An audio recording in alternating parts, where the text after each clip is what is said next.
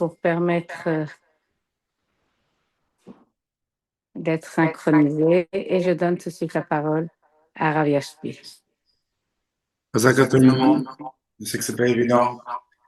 Mercredi soir, en plein semaine, les gens, chacun a ses préoccupations, Baruch Hashem, avec les enfants, spécialement, et le travail et toutes les belles activités qu'on fait durant la journée. Mais Baruch Hashem, qui veut de Bazman ou Banefesh, il y a une importance de fixer un moment dans l'esprit et dans le temps. Et c'est ça qui va ramener Bezrat Hashem une grande réussite parce que Kadosh Baruch Hu ne cherche pas le résultat. Comme Bezrat Hashem, on va parler dans plusieurs semaines, ce ne serait pas tout de suite. L'idée que Kadosh Baruch Hu, il regarde pas le résultat, il ne cherche pas le résultat parce que le résultat ne dépend pas de nous. Le résultat, il sait très bien qu'il dépend de lui. C'est un partenariat entre nous et Hachem. Et Kadosh Baruch Hu, qu'est-ce qu'il cherche chez nous? Il cherche l'effort. Quand une personne fait des efforts, eh bien, c'est à ce moment-là, en effet, c'est ça le vrai résultat. C'est ça le vrai résultat. Et Baruch Hashem, je tiens à vous féliciter, tous les parents qui sont là, présentiels et en Zoom, pour réellement réussir dans notre mission en tant que parents, en tant que juifs, dans notre Avodat Hashem. Alors, Bezrat Hashem, ces efforts qu'on fait, le temps qu'on donne pour Akadosh Baruch Hu, pour nos enfants, pour faire en sorte de réellement être des bons parents, accomplir notre mission essentielle, qui est d'être un bon papa et une bonne maman. Alors, Akadosh Baruch Hu, Bezrat Hashem, il va nous donner tous les résultats du monde, puisqu'encore une fois, le résultat, il dépend de lui. On a beau faire tous les efforts du monde, il y a des parents qui ont tout essayé et malheureusement le résultat n'était pas exactement comme ils auraient voulu. Et d'autres parents qui n'ont pas fait grand-chose et leurs enfants, Baruch Hashem, ils ont réussi énormément dans tous les domaines. Mais ça, généralement, c'est des miracles. Mais d'une façon générale, Akadosh Baruch Hu, il attend l'effort. Yegi akapecha kitochel, c'était même tassé malacha. Akadosh Baruch Hu, il veut qu'on fasse le travail. Et Chazakal était un chez une personne qui fait les choses comme il faut, c'est-à-dire il prend son temps pour investir sur les choses importantes de la vie. Et bien à ce moment-là, Akadosh Baruch Hu lui donne un résultat, Bezrat Hashem, que ça sera le meilleur résultat. Et Bezrat Hashem, qu'on entend des très très bonnes nouvelles dans tout l'Am Israël. Alors ce soir, comme on a expliqué, on a le mérite d'avoir avec nous Dr Peretz Sued, qui a Baruch Hashem plongé dans énormément de domaines importants. Il fait des activités durant la semaine très importantes. Il aide énormément de personnes et d'enfants. Et Baruch Hashem, on a le mérite de l'avoir avec nous ce soir pour Bezrat Hashem nous partager. Alors, je vais quand même vous. Oui. La fois dernière, oui. Maman a dit qu'il y avait un jeune homme de 15 ans qui allait être là pour parler au téléphone. Là, moi, je me trompe. C'était bien la semaine dernière qui a été dit ou bien. Encore une fois, c'est quoi la question? Non, je vous disais, il y a le jeune intervenant de 15 ans concernant le téléphone. Ça n'a pas fait pour ce soir. Si Dieu veut. Voilà, la prochaine fois, si Dieu veut. Pas la prochaine fois, ça serait Bezrat Hashem prochainement.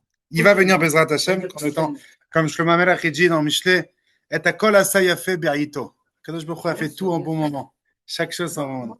Voilà. En tout cas, ce qui va se passer, ça serait la chose suivante. Bezrat Hashem, on va commencer le cours sur les écrans comme on a expliqué. On est tous, Baruch Hashem, aujourd'hui remplis d'écrans dans notre vie. Et on veut tous exploiter ce cadeau que Dieu nous a donné avant Mashiach, qui est la technologie, mais qui est un cadeau, mais qui est aussi malheureusement un poison. Et comme on sait très bien que chaque chose que Dieu a créée, eh bien, c'est double tranchant. Avec de l'eau, on peut boire et sauver la vie d'une personne qui était dans le désert pendant beaucoup de temps, il a été affamé, il était assoiffé. Et chas v'shalom, une personne peut se noyer dans l'eau. Avec un couteau, on peut faire de très très belles choses, une belle cuisine et plein de choses, et malheureusement, on peut faire le contraire.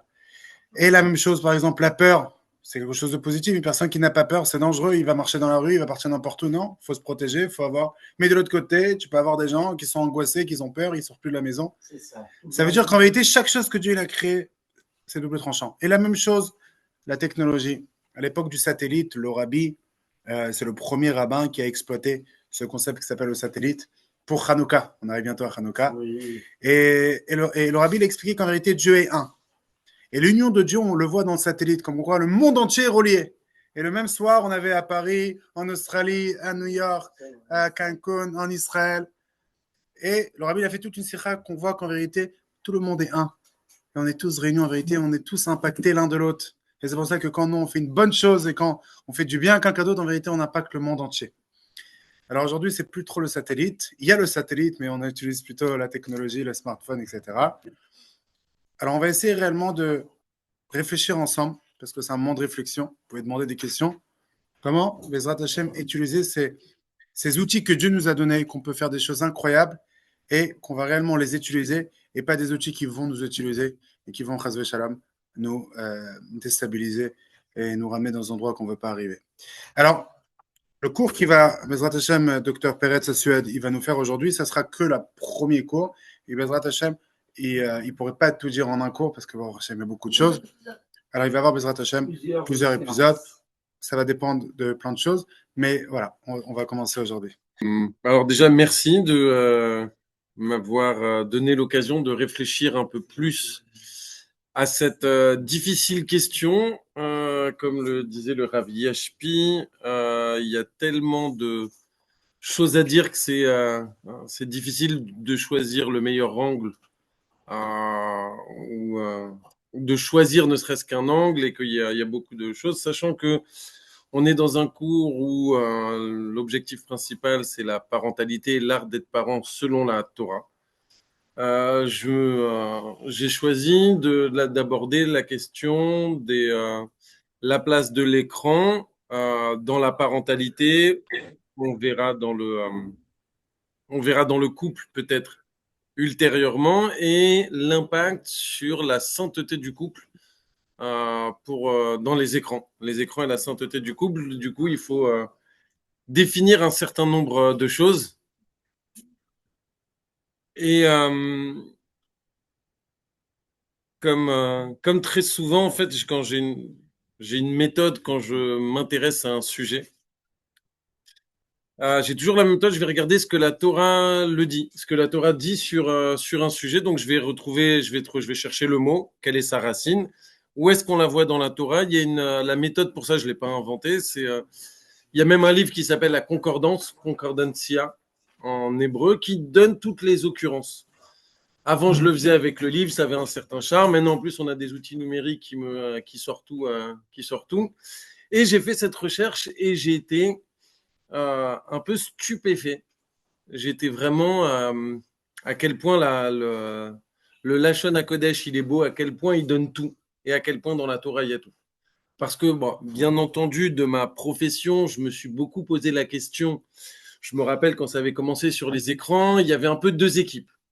Les écrans, c'est super, on peut soigner avec les écrans, on peut faire des digital thérapies, on peut faire des super choses. Et il y avait l'autre équipe, c'est un danger, la société, les écrans vont exploser le cerveau de nos enfants. Et moi, je m'étais entre les deux, je me suis dit, c'est impossible que ce soit tout l'un ou tout l'autre. Et j'essayais de trouver le juste milieu, essayer de pondérer. C'était pas facile de trouver le juste milieu et surtout le vrai. Parce qu'il faut aussi se rappeler que c'est relativement nouveau, que quand bien même il y a des études qui ont 10 ans, c'est peu sur la question de développement. Il faudrait regarder des enfants il y a 10 ans, regarder qu'est-ce qu'ils deviennent à 20 ans. Donc, c'est des choses qu'on n'a même pas commencé réellement à faire. Donc, en termes scientifiques, on a quelques recommandations, on y verra, mais il n'y a pas encore de choses absolument certaines. Et j'étais un petit peu... donc, j'avais beaucoup réfléchi à tout ça. Et en regardant, en fait, la question des écrans dans la Torah, bien entendu, on en parle. Et en fait, on dit en hébreu, un écran, ça se dit Massach, même Samer, Chaf. Alors, moi, je vais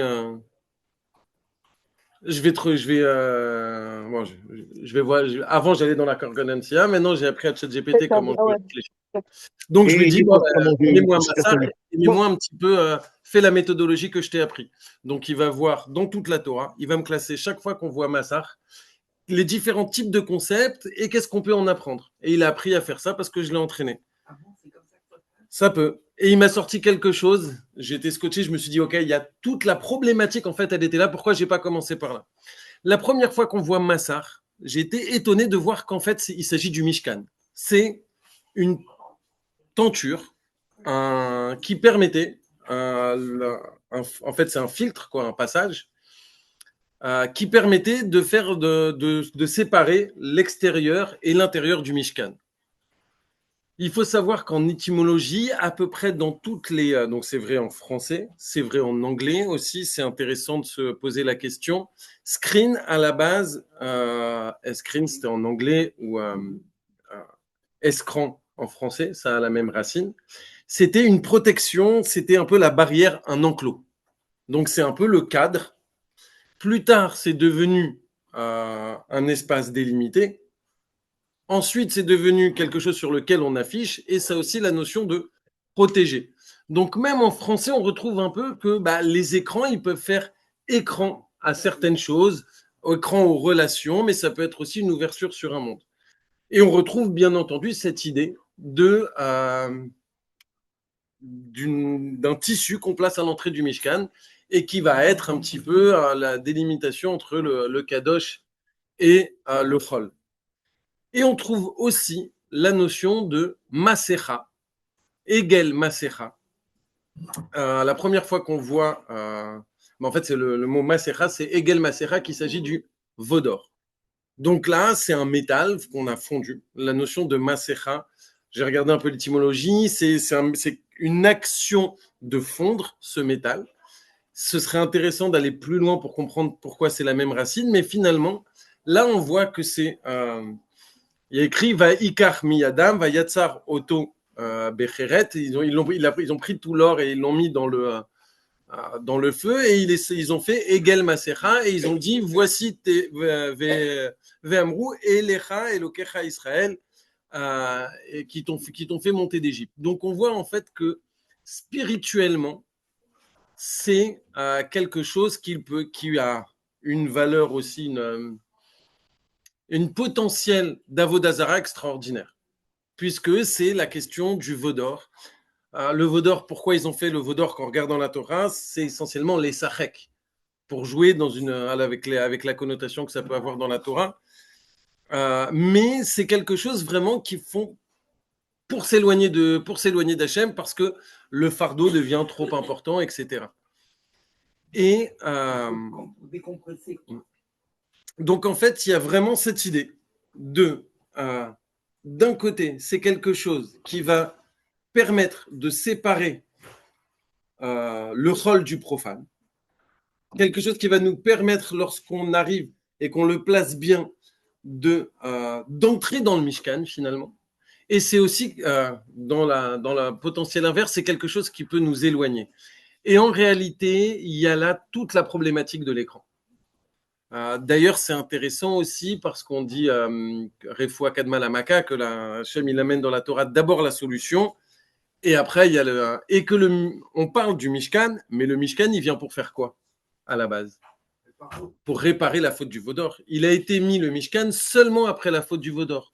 Donc même si on voit d'abord Massar sur le Mishkan, ça vient réparer le Egel Masecha finalement.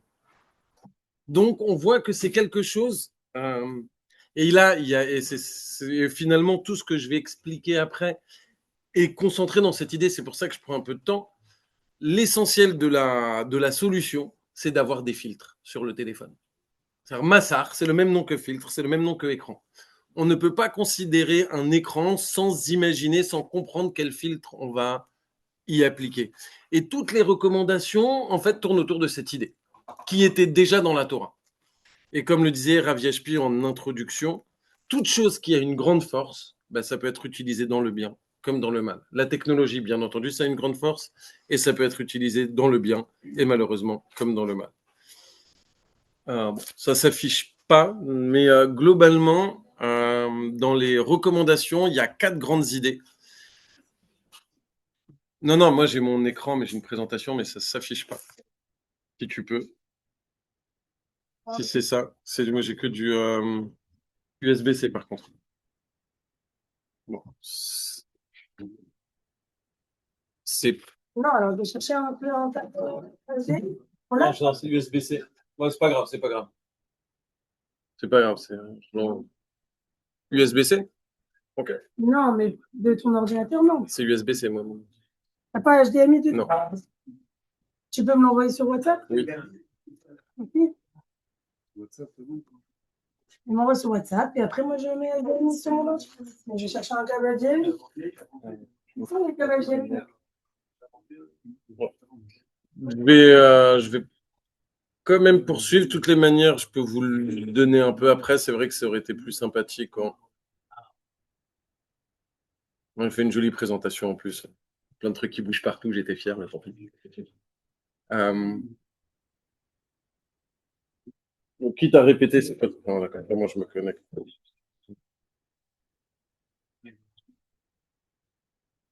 Ok. Il y a 4 grands principes quand on aborde les écrans par rapport à soi-même et par rapport aux enfants, bien entendu. Parce que comme on l'a appris, l'art d'être parent, c'est d'abord un savoir-être et on ne peut pas imaginer, dire des choses aux enfants qu'on n'est pas capable d'appliquer. En tout cas, ça marchera difficilement. Donc, c'est évident que c'est d'abord des choses à s'appliquer à soi et ensuite, on pourra La première chose, c'est réguler. Avoir des temps pour limiter, une limitation des temps, ça paraît simple à dire, mais bien entendu. Le deuxième point, c'est choisir. Et il faut passer du temps à réfléchir combien de temps j'ai d'écran et quel contenu. Et finalement aussi, quels objectifs. C'est-à-dire le contenu, il va dépendre d'objectifs que je veux avoir pour ce temps d'écran. Je vais prendre des exemples très concrets. J'ai besoin de cuisiner. J'ai besoin de 20 minutes pour cuisiner. Mon objectif, c'est d'occuper les enfants parce que je vais avoir le lait sur le feu, je n'ai pas d'autre chose à faire. Donc, je vais choisir un contenu qui va les absorber 20 minutes parce que c'est le temps que j'ai besoin. Si l'objectif, c'est de leur apprendre l'utilisation d'outils numériques et à interagir, je ne vais pas mettre un écran où ils sont passifs, où ils vont regarder. Je vais mettre plutôt des écrans où ils vont interagir. Le troisième point, et ça c'est relativement récent, c'est de faire ensemble. C'est-à-dire, il est bien plus bénéfique pour l'enfant s'il est exposé à des écrans que ce soit à côté de ses parents. Et que de regarder des choses avec lui, c'est bien mieux que s'il le regarde tout seul. Il y aura une valeur affective et enfin, ça peut nous amener à discuter de ce que l'enfant aura regardé. Ça peut être, je sais pas moi, trop ou des choses pour les petits. Qu'est-ce que tu as vu? Qu'est-ce que tu en as pensé? Ou bien quand on leur met des vidéos éducatives sur la paracha, qu'est-ce que tu as appris sur la paracha? Qu'est-ce que c'était sur Hanouka? Qu'est-ce que tu as aimé dans cette vidéo? Du coup, les messages clés qui ont été... là, on peut aborder les recommandations. Peut-être avant, une petite parenthèse.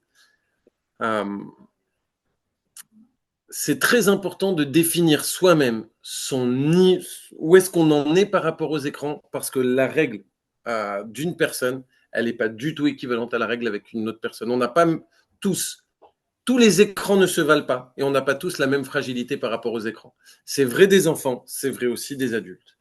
Et il y a des grandes sadikim qui n'ont absolument pas d'écran et c'est impensable pour eux. Pour nous, c'est un peu plus difficile, mais qu'est-ce qu'on en fait? Et c'est hyper important de définir en amont où est-ce que j'en suis moi dans ma vie, quels sont mes objectifs par rapport aux écrans, est-ce qu'ils sont réalistes et réalisables, et ensuite déterminer ce qu'on va en faire. Donc en fait, ça suppose ici qu'il y ait une vraie réflexion dans l'utilisation des écrans et une montée en compétence, on le verra aussi, sur les outils qui les accompagnent. Donc les écrans ne sont pas neutres, le risque il dépend de l'âge, du contexte d'usage, du contenu, de la durée et de l'équilibre avec les autres activités. Et il y a vraiment ces 4 points, voire 5 principaux, donc adaptés à l'âge de la personne ou de l'enfant, le contexte d'usage, comme je l'ai dit, est-ce que c'est un moment que je vais passer avec eux pour le plaisir? Est-ce que c'est un moment pour les occuper? Est-ce que je vais utiliser l'écran pour les faire progresser dans les apprentissages parce que j'ai pas envie de le faire des devoirs et qui va peut-être plus s'amuser derrière un écran. Et ça, on le verra, ça peut avoir aussi un intérêt éducatif, il ne faut pas le sous-estimer, ou en tout cas, il ne faut pas totalement le diaboliser, à savoir, quitte à ce qu'il y en ait, quand il y en a, au moins que ce soit d'une bonne qualité. Et bien entendu, l'équilibre avec les autres activités, interaction humaine, jeu libre, langage, mouvement, ça reste les leviers centraux du développement. Et initialement, moi, j'avais bien compris que l'écran n'était pas néfaste en soi. En tout cas, c'était ma sensibilité, mon hypothèse principale. C'était que l'écran n'était pas un problème en soi d'un point de vue médical, j'entends. D'un point de vue spirituel, c'est encore une autre question. Mais d'un point de vue médical, c'est pas un problème en soi. C'est le temps que ça va remplacer. C'est le temps que ça prend. Et pendant qu'on est occupé avec des écrans, on ne peut pas être occupé à faire autre chose. Et plus on a du temps d'écran, plus le temps remplace. Quel temps on remplace? Est-ce que c'est du temps de sommeil? Est-ce que c'est du temps de jeu? Est-ce que c'est du temps d'interaction? Et c'est là où l'écran peut devenir néfaste. Et c'est ce qui était un peu dans le contexte d'usage et équilibre avec les autres activités. Les recommandations, peut-être un peu, je me dis, puisque j'interviens en position de psychiatre, si c'était un cours de Torah, on laisserait le Rav Yashpi. Je me dis peut-être qu'on attendait des recommandations un peu claires. Pas d'écran avant 2 ans. Ils aimeraient aller dans une recommandation pas d'écran avant 6 ans. Il faut rester aussi adapté aux personnes et à la réalité. Moi, je sais quand je vois, il y a des familles monoparentales qui viennent ou d'une grande précarité, je ne peux pas leur dire pas d'écran. Ils vont sortir trop en inadéquation avec cette recommandation, mais en tout cas, inférieur à 1 heure par jour entre 2 et 5 ans. Pour tous les âges, jamais d'écran en fond. C'était une des problématiques que je voulais aborder initialement. Je vous en prie. La télé, c'est aussi un écran. Tout à fait. La télé, vous incluez aussi la télé? L'écran, tout écran confondu, tablette, télé. C'est pour ça que jamais d'écran en fond. La télé en fond, c'est pour tout le monde pas bon. Pas d'écran le matin ni avant le coucher. Ça, c'est c'est vraiment les bases sur lesquelles tout le monde s'accorde, pour lesquelles il y ait vraiment des conséquences sur l'entrée sur le développement. J'expliquerai dedans ou pas les mécanismes vraiment neurologiques qui font que c'est problématique. Pour le système de la récompense, l'attention, ça nécessite un peu de base neurologique. Je ne savais pas si je devais rentrer dedans ou pas. Aujourd'hui, j'ai choisi de ne pas le faire. Je me répète, mais c'est important. Toujours privilégier le covisionnage, du contenu adapté et un dialogue autour des images. Et là, en fait, on voit qu'on utilise l'écran, même si parfois c'est pour se soulager ou pour X ou Y raison, utiliser ça derrière et le transformer en bien. Et bien entendu, surtout entre 2 et 5 ans, garantir sommeil, lecture, jeu libre, interaction humaine et activité physique, qui restent les piliers du développement, que ce soit cognitif, émotionnel. Vous avez fait ça? Pardon? Moi, je suis psychiatre, spécialisé dans le neurodéveloppement. Neurodéveloppement, développement des neurones. C'est purement, je dirais, expérimental, des choses comme ça, non? Non, on appelle développement, donc si on l'aborde par la pathologie, donc en dehors du développement normal, c'est principalement troubles du développement intellectuel, autisme, hyperactivité, troubles de la coordination motrice, troubles des apprentissages.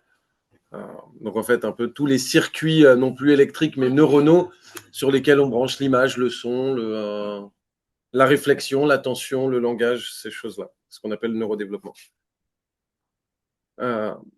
Donc pour les enfants entre 2 et 6 ans, là on a les enfants qui commencent à comprendre que les écrans sont des fenêtres vers le monde virtuel.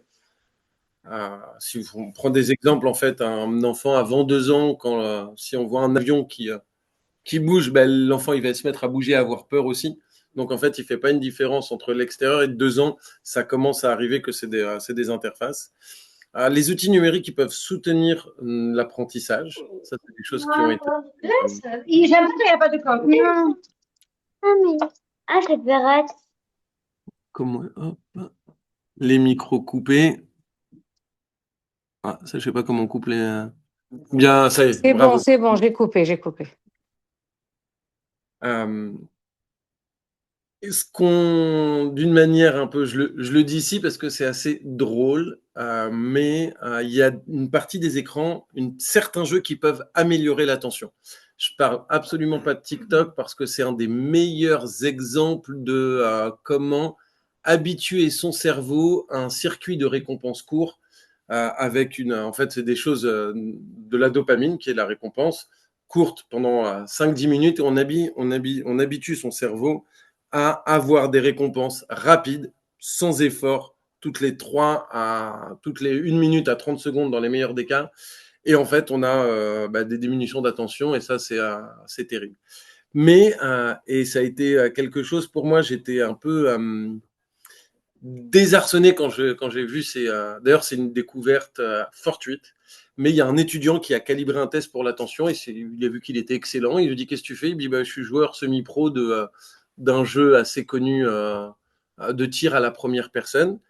Et ils se sont dit, c'est peut-être pour ça. Et en effet, je peux pas dire aux enfants, allez jouer à Call of Duty ou à Fortnite, pour ceux qui connaissent, ou des jeux qui sont absolument addictifs. Mais il y a toute une part de la recherche qui va utiliser ça pour des thérapies digitales pour améliorer l'attention. Donc, c'est une information que je trouve quand même intéressante pour se dire que même les écrans, souvent on entend, c'est sûr que ça crée des problèmes d'attention. Non seulement non, mais en fonction du type d'écran, ça peut même être des thérapies pour l'attention. Et ça, c'est quelque chose d'assez récent et qui était assez déconcertant pour moi professionnel parce que c'est absolument, si j'ai pas encore la manière de le dire aux parents. Bien entendu, à partir de 5-6 ans, il faut commencer à apprendre l'autorégulation des écrans. Et c'est ça une notion assez nouvelle. C'est qu'assez tôt, en fait, les enfants, ils sont capables d'apprendre, d'arrêter eux-mêmes. Et il faut accompagner cet apprentissage. Globalement, il y a une manière, c'est les parents qui vont dire, ils vont pas faire attention, ça s'arrête quand ils en ont marre. Il y a des parents qui vont dire, c'est moi qui vais l'arrêter. Et il y a des parents qui vont essayer d'entraîner leurs enfants à partir de 6 ans, difficilement avant, à ce qu'ils arrêtent eux-mêmes. On appelle ça d'une utilisation autorégulée.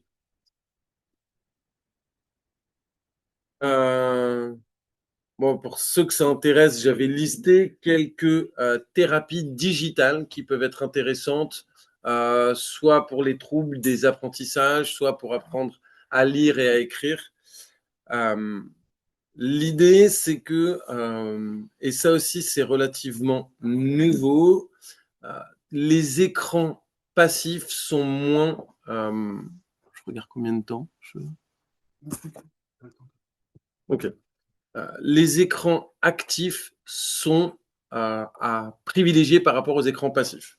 Et ça aussi, pour moi, c'était plutôt contre-intuitif. Un jeu vidéo, c'est mieux que la télé, pour le dire autrement. Et après, il y a des jeux vidéo ludiques, mais l'écran passif, on se rend compte que ça a moins de stimulation que l'écran actif. L'écran actif, c'est les jeux, alors? Oui, l'écran où je fais quelque chose. L'écran passif, c'est de voir un film, par exemple. Voilà. Les risques d'un usage excessif, c'est l'enfant de 6-12 ans, c'est toujours diminution de sommeil, l'activité physique, les interactions et les risques visuels.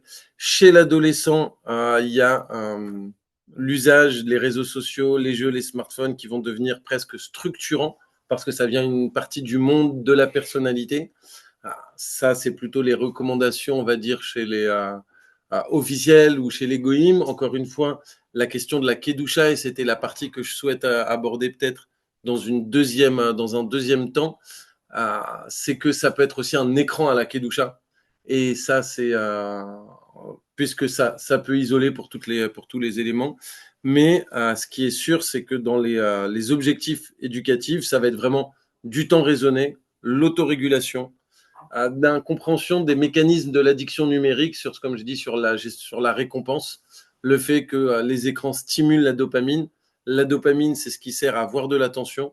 Aujourd'hui, c'est ce qu'ils ont très bien compris, que ce soit dans les likes, des publications, on a des renforçateurs, des shots de dopamine, ou que ce soit dans les vidéos récréatives de courte durée qui sont aussi récréatives. En fait, c'est des shots de dopamine pour le cerveau, et là, il peut y avoir des pertes de contrôle. D'écran, hein. C'est plus à l'ancienne époque où on faisait sur le tableau. C'est la nouvelle méthode d'enseignement. C'est avec l'écran. Et là, on est sur du 12-18 ans, et c'est là où je dis que l'écran en soi, c'est un support, ça va être vraiment ce qu'on en fait. Et du coup, si c'est de l'écran actif, c'est une bonne question. Est-ce qu'il y a une différence entre un écran ou un tableau? Est-ce que ça attire plus l'œil si c'était un écran ou si c'était un tableau? J'ai pas de réponse médicale à cette question. Ce qui est sûr, c'est que de l'écran actif, c'est mieux que l'écran passif. Et si les enfants, ça stimule leur apprentissage, pourquoi pas? Ça dépend ce qu'il y a à l'écran aussi. Le contenu, ouais. Le contenu de l'écran, bon, pas l'écran lui-même. L'écran lui-même, bon, bah. Et sur ça, je pourrais terminer. Donc, le mieux, c'est d'avoir des applications éducatives. Le pire, c'est des vidéos passives de courte durée avec des fréquences d'image élevées. Pas de patrouille, c'est un bon exemple. En fait, c'est des fréquences d'image élevées qui font qu'il y ait une stimulation importante. Ça n'a pas l'air, mais moi, je vois les enfants y réagir et je comprends. Fréquence d'image trop élevée. C'est. Ouais. Bah, après, moi, en étant très honnête, c'est des erreurs que j'ai pu faire, c'est des choses que j'ai pu mettre. Et j'ai compris. Ouais, non, c'est pas. Et encore une fois, il y a des niveaux de problématiques. C'est pas les meilleurs. Et la question, ce que j'ai le plus à reprocher à ça, c'est la fréquence d'image. Trop d'images. Ça a un impact sur la récompense. Et en fait, c'est la dopamine. Du coup, ça stimule plus la dopamine et c'est ce qu'ils font. En fait, ça marche très bien. Les enfants, ils l'ont vu une fois, ils le veulent, ils le reveulent, on ne sait pas tellement pourquoi. Est-ce que c'est tellement le contenu? À mon sens, non, parce que des enfants qui ont pas trop, dont c'est pas trop le. Pourquoi plus ce dessin animé qu'un autre? Et en fait, on pense que c'est un peu pour ça. Et surtout, et là, s'il y a des parents qui mettent des fois sur YouTube des vidéos pas de patrouille où il n'y a pas le début, il n'y a pas la fin, à éviter. Il faut que la chose, elle ait un début ou elle ait une fin. Des fois, c'est les meilleurs moments. Et si je le connais, c'est que les erreurs, je les ai faites aussi. C'est avant de faire ce travail, j'ai fait ces erreurs-là. Donc maintenant, pour ça, c'était on va dire, les choses un petit peu générales. Je peux partager mon expérience personnelle, celle de Peretz Suède. Où moi je suis, on va dire, j'ai plutôt une culture geek, donc je suis plutôt quelqu'un pro-écran à la base, donc j'ai plus de difficultés à me réguler. D'ailleurs, plus jeune dans l'enfance, je m'interdisais les jeux vidéo sur mon téléphone ou chez moi parce que je sais que ça me prenait trop de temps. Donc c'est quelque chose, j'avais cette fragilité-là, je l'avais identifiée et j'ai appris un peu plus tard à m'autoréguler. Aujourd'hui, moi je sais que je vais faire un effort pour choisir des programmes et des applications, plutôt mettre des jeux vidéo sur des temps plus courts peut-être, 15-20 minutes par enfant. Ils ont entre 4 et 5 ans, donc 3 et 4 ans. Donc des temps peut-être plus courts, mais sur des jeux vidéo actifs. Donc il y a Graphogame, des choses qui vont, par exemple, c'est une des choses que j'ai retrouvées dans mes recherches sur des jeux qui permettent de mieux apprendre et d'avoir des jeux violents là, des jeux. Ça dépend beaucoup des enfants en fait. Ça, c'est pas le jeu, c'est pas la violence du jeu en soi qui est néfaste. Je réponds. Préoccupant pour, je veux dire, le devenir de l'enfant. C'est pas alors ça, c'est un peu dur à dire, mais c'est pas la violence du jeu en soi qui est néfaste pour le développement de l'enfant. C'est la fragilité de l'enfant face à cette violence. Je peux prendre un exemple, moi, qui m'avait un peu choqué. Et ça, je l'utilise plutôt comme quand je parle à des parents ou des goïms, aujourd'hui, voilà, je vais devenir footballeur. Il fait du foot matin, midi, soir, foot, il mange foot, il boit foot, et il se renseigne sur le foot, il connaît tout sur le foot, il peut vous rendre fou avec le foot, il fait que ça. Ok, il y en a un d'autre qui dit, moi, je vais devenir joueur jeux vidéo professionnel. Là, c'est du coup un jugement de valeur. Est-ce que c'est bien? Est-ce que c'est pas bien? Comme tout professionnel, plus on commence tôt, mieux c'est. Et quand moi j'en ai en consultation et que les parents me demandent qu'est-ce que je dois répondre, qu'est-ce que je dois dire, c'est pas si évident. Ça dépend de la fragilité de l'enfant, sa capacité d'autorégulation, de sa qualité de sommeil, de comment il gère et de son niveau. Donc, son niveau dans ce qu'il veut faire. Bah, parce que forcément, quelqu'un qui est très doué dans quelque chose, pour parler très franchement, il y a un des jeunes, d'ailleurs j'ai été assez étonné parce que sur une compétition d'un jeu qui s'appelle Fortnite, que vous avez peut-être entendu par les enfants, celui qui est arrivé troisième, il a 13 ans, alors que le jeu, c'est un jeu de tir à la première personne. C'est-à-dire qu'on est derrière le... mais en fait, dans ce jeu, il y a la question des fonctions exécutives qui sont l'attention, planification d'une tâche, inhibition et flexibilité mentale. En fait, ça surstimule ces fonctions-là. Et du coup, les enfants, c'est un jeu ramasse ou quoi? Ils parlent mais ils réfléchissent très très vite. Et en fait, cet enfant a développé. Ils ont fait un reportage sur lui, c'est pour ça que je me suis intéressé. Il a développé des capacités de régulation des émotions qui étaient extraordinairement étonnantes pour son âge. L'enfant de 13 ans qui jouait, le prix, il y avait des millions en jeu, et il jouait comme à la maison, en allant sautant partout, en tirant sur tout le monde, comme si... c'est quoi, Hamas violent? Ouais, violent. Les graphismes font que c'est pas... Ouais, c'est problématique. Moi, je ne laisserai pas mes enfants jouer à ça, mais c'est des...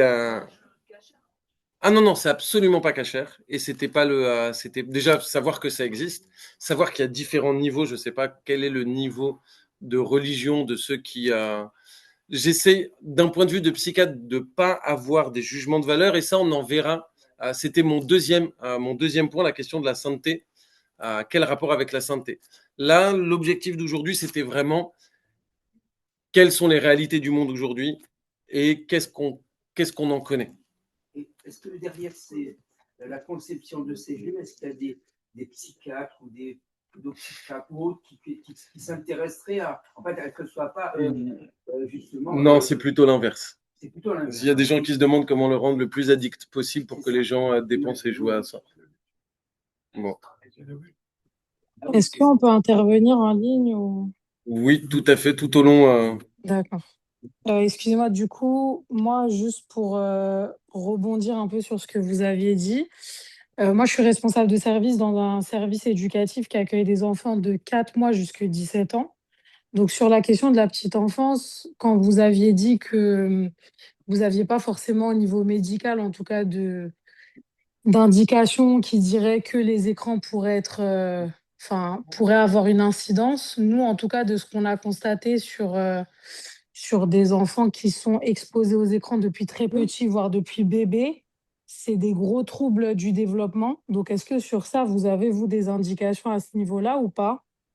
Alors, je précise, moi, je parlais de la période. Répétez la question. Ouais, je vais répéter la question. On observe dans les services, là, c'est une dame qui dit elle intervient dans des services éducatifs où ils reçoivent des enfants de 4 mois à 17 ans et ils observent chez les enfants des gros troubles du comportement pour des enfants surexposés aux écrans.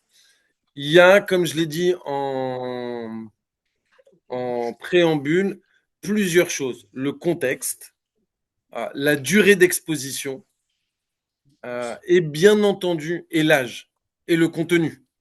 En soi, moi, je me refuse de dire qu'un enfant qui regarde à 6 mois 10 à 20 minutes d'écran avec sa mère sur une vidéo rigolote, c'est grave.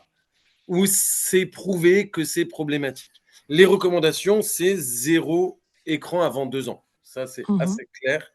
Maintenant, c'est évident que oui, lorsqu'il existe des fragilités, des difficultés génétiques de régulation des émotions et qu'on a une surexposition à côté de contextes violents familiaux, ah bah ouais, là on a le package. Donc oui, des surexpositions avant 2 ans créent des troubles de la régulation émotionnelle. Ça me semble assez évident. parce qu'il y a une dysrégulation du système de la récompense. Ok. Voilà, c'était juste pour repréciser ça, parce que nous, en tout cas, c'est un des constats qu'on a pu effectuer sur les enfants qu'on accueille avec la psychologue de notre service. Et on a justement sur la question de la petite enfance, on se rend bien compte que de très tôt, comme vous dites, bien avant 2 ans, les enfants sont surexposés à des vidéos passives, comme vous avez pu donner comme exemple, sur des YouTube, ils restent des heures sur des vidéos qui défilent, qui défilent. Et du coup, juste comme indication pour éventuellement même l'école, si ça peut les intéresser, moi j'ai trouvé une fondation qui fait des interventions auprès des parents, mais d'enfants en bas âge, moins de 3 ans. Ça s'appelle des ateliers déclic. Et en fait, ils font des interventions même dans des écoles pour justement parler de cette question des écrans aux parents, même aux femmes enceintes, justement, de leur rapport aux écrans avant qu'elles aient leurs enfants, par exemple, et de faire des sortes d'ateliers avec interaction sur cette question-là. Donc, vraiment, de mettre le parent au cœur de cette question. Donc, en tout cas, moi, je vais le développer dans ma structure parce que c'est un fléau. Et du coup, moi, en tout cas, je donne cette indication qui est possible aussi pour l'école. Pour les enfants, là, je parle de moins de 3 ans, parce que ça commence dès tout petit. Voilà.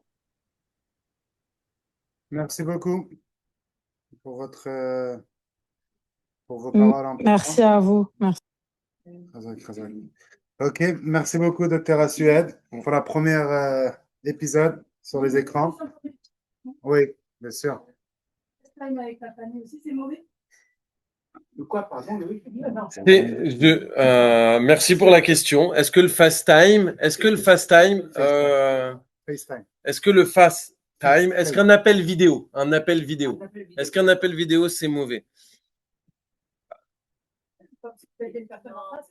Bah non, on a un écran en face. Est-ce que c'est un temps d'écran? Oui. Est-ce que c'est mauvais en soi? Contenu, contexte, avec qui, comment? Est-ce que l'enfant il est là tout seul à le faire? Est-ce qu'il est à côté de quelqu'un? Est-ce qu'on en parle après? C'est plus ça. Donc, est-ce que à côté de mon enfant, de faire un FaceTime 3 minutes, si l'enfant a 3 ans, c'est un problème? A priori, non. Avant 2 ans, je dis que les enfants, ils font pas encore la différence réalité écran. Donc, à éviter. Avant 2 ans, à éviter. Avant 2 ans, tant que l'enfant, il fait pas encore la différence, pour moi, à éviter. À éviter, ça veut pas dire que c'est grave, ça veut dire que je ne sais pas. Avant 2 ans, je ne sais pas vous dire oui, je peux pas vous dire non. Après 2 ans, 2-3 minutes d'appel sur un FaceTime.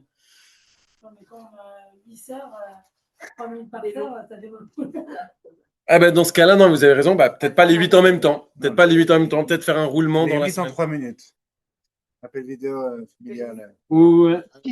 Excusez-moi. J'ai juste une question pour un enfant de 10 ans, 11 ans, s'il a envie de faire des jeux, est-ce que c'est mieux alors du coup de lui acheter une DS ou une Switch, des choses comme ça pour pas avoir affaire à lui donner toujours le téléphone? Ça, ce sera un peu. C'était un peu les objectifs du prochain cours, de donner les règles par rapport à ça. Là, je donnerai mon avis personnel, pas l'avis médical. L'avis personnel, pour moi, c'est non. C'est sur un poste fixe dans le salon, sur une tablette qui appartient à tout le monde, qui appartient pas à l'enfant. Ce que je dis souvent dans les écrans, c'est très dur de revenir en arrière. L'enfant qui a la Switch, à moins que les parents sachent très bien ce qu'il peut faire ou pas avec la Switch, mais très vite, les enfants, ils vous le détournent en réseau social, la Switch. C'est quoi la Switch? La Switch, c'est une petite console.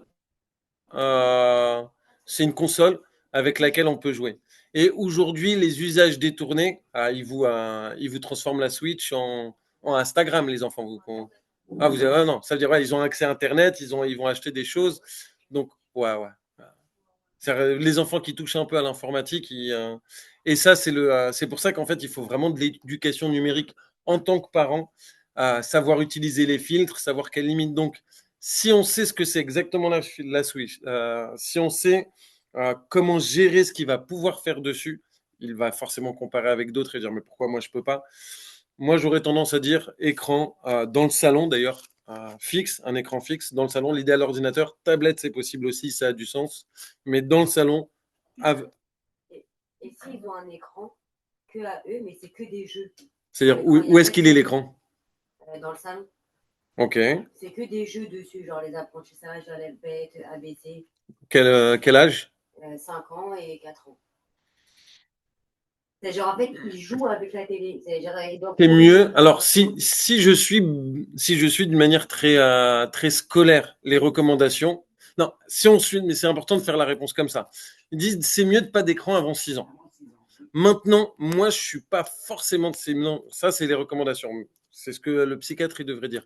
Moi, je suis pas forcément d'accord. Les enfants, ils vont grandir dans des univers et parfois, ils vont devoir développer certaines compétences. Donc, moi, je serais plutôt tendance à dire c'est beaucoup mieux que des écrans YouTube, c'est beaucoup mieux qu'une vidéo. Et quitte à ce qu'il y ait des écrans, autant que ce soit ça. Et je vais même vous dire, ils ont fait des comparaisons avec des enfants qui jouaient avec des jeux vidéo et des enfants qui jouaient pas. Et en fait, les capacités cognitives des enfants qui jouent aux jeux vidéo sont supérieures. Donc en fait, ça développe beaucoup les capacités cognitives. Donc on peut pas maintenant à quel prix? D'un point de vue Kedusha. Et ça, c'est vraiment le deuxième point, parce que là, on a abordé vraiment les recommandations écran. Mais d'un point de vue Kedusha. Par rapport à la Torah, Iftar Verev Tov, Chazak, c'était exceptionnel, Baruch Hashem.